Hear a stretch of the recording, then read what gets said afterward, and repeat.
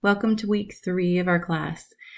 I've really enjoyed getting to read a little bit about you in the forum and getting to know each other virtually. We have a lot in common. We all have very busy families, very busy lives, and are teaching full-time.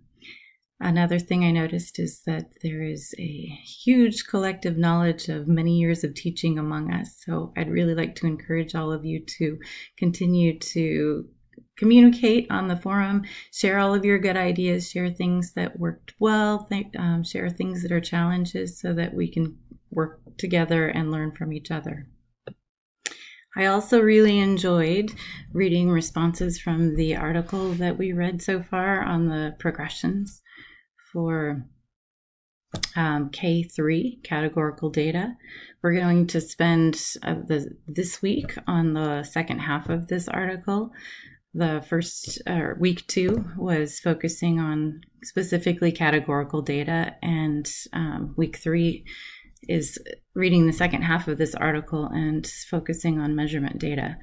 Something that stood out to me a lot is just seeing the incredible nature of the foundation that students gain all the way back to kindergarten in learning to count and categorize and build their foundation. Another of my favorite pieces in this article is this table showing the connections between various standards and standards that are supported by those, or standards that connect together. Because one of the great difficulties is, how are we ever going to have time to teach all of these things to our students in our classes? And if we can build more things together, get more done at one time. Several of you mentioned this in your response, that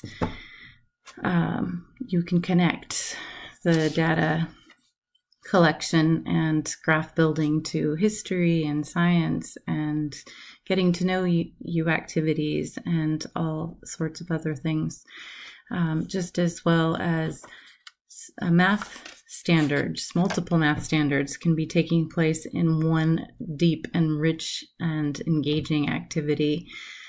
So instead of having to teach a separate lesson to work on every standard and then sometimes need multiple lessons to really get those down, if students are engaging in multiple standards in each lesson and even cross-curricular, there's just so much more that can get done. I think illustrative math is a fabulous tool, and so I hope you enjoyed getting to take a look at that and continue to cruise through it and take a look at more of the available lessons and see what you might want to use in your own class. Another thing that I wanted to point out from this article is the several mentions of MP5, MP6, and things like that. I wanted to make sure that everybody understood that that refers to the math practice standards. There they are, the 8 math practice standards: making sense of problems and persevere in solving them, reason abstractly and quantitatively, construct viable arguments and critique the reasoning of others, model with mathematics, use appropriate tools strategically, attend to precision, and look for and make use of structure, look for and express regularity and repeated reasoning. So in this article, I noticed a lot of mention of Math Practice 5 and a little bit of 6. And what struck me about that is usually Math Practice 5, which is the use of use appropriate tools strategically, is we think about a calculator as a tool, or a ruler or a pencil. And a lot of the places that it's being pointed out here is that the tool is the structure of choosing the type of graph and how that might be set up.